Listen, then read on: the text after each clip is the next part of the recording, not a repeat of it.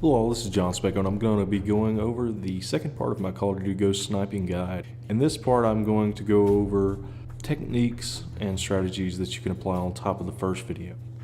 Okay, let's go ahead and get started. So the first thing I want to talk to you about is playing to your advantage as a sniper. And the biggest advantage you have is long distance engagements. So in any firefight where you're the sniper and someone else is not, and there's a long way between you and him, you're going to have the advantage. A lot of times you can take advantage of this in the very beginning of rounds, and it's always great to do this because you usually start off on maps where you're far away from the other team. And I got a couple examples of long distance engagements and how it plays completely in your favor. So in the first one I'm going to show you, you'll see that it's on the map Stormfront, and everyone loves to run to the main buildings over to the right from my starting point.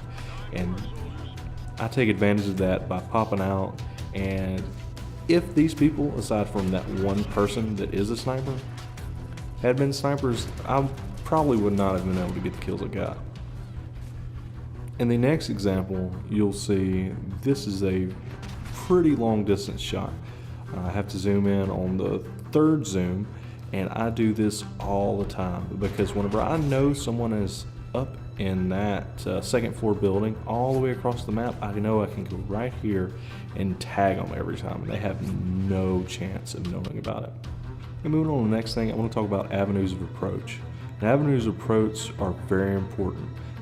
They are the ways that an enemy can get to you, okay? The most important thing about avenues of approach is you need to be aware of them all whenever you're somewhere. And you need to keep as many of them in your field of view as possible. This makes things a lot easier. Okay, and the ones that you can't keep in your field of view, it's best to keep them down to, in your spot you're in, two or less. One, preferably if you're only running one IED, and if you're not running IEDs, you just want to keep them as few as possible. I usually keep it to where there's two, because I like to run two IEDs and block off those too fast. And if you run out of your IEDs, or you're in a spot that has three or more avenues of approach to you that you can't see at all times, considering going in aggressive mode as an aggressive sniper and move around, take a shot, move around, take a shot, move around, take a shot, or just find somewhere better. And another thing to be aware of when talking about avenues of approach is you need to check the map, your mini map, or pull up the map itself and see where friendlies are. It's most likely where the friendlies are, that's not where enemies are going to be, especially if you see a friendly running around for a while. That being, 10 seconds or so, and somebody's running along in a distance, and you see them where you can't see them, and nothing's happening, then you're probably going to be good in that direction.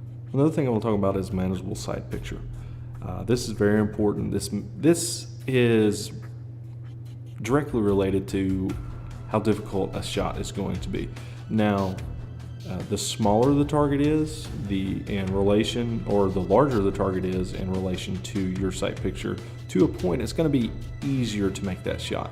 So if you have somebody that's about a quarter of the size of your field of view through your scope, it's usually going to be an easier shot. Now, if somebody's almost filling up your scope, that's almost unmanageable. It's very difficult to make those shots. And you'll see in the following example that I do one extreme to the other. If you're a better shot, you can use this, probably the shortest zoom, and be able to make more consecutive shots. However, you can be a little more it's more accurate to be more appropriate for the situation.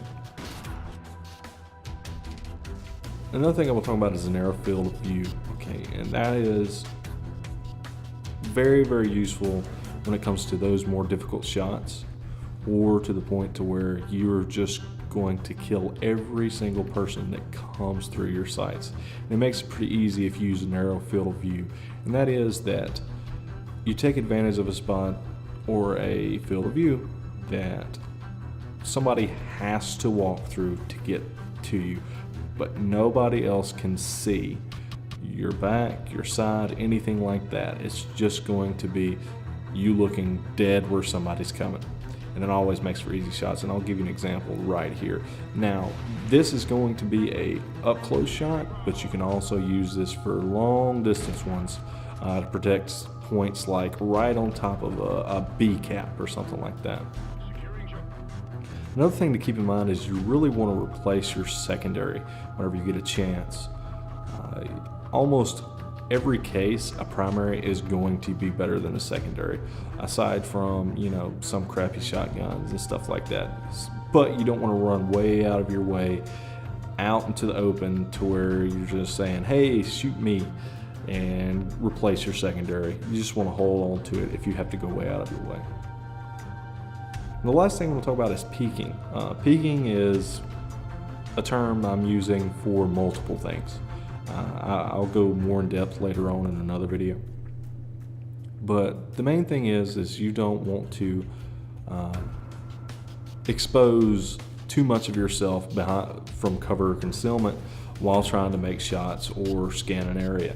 So I'll show you an example here, and with the example you'll see that I've got my line of sight up to where I'm just using line of sight manipulation and peeking at the same time. Basically just peeking around corners, peeking over the top of a ledge and stuff like that. And that is the best way for, say, a very popular spot such as a window on whiteout right here, to where people know to check there, and you also stick out like a sore thumb if you're just standing up in it.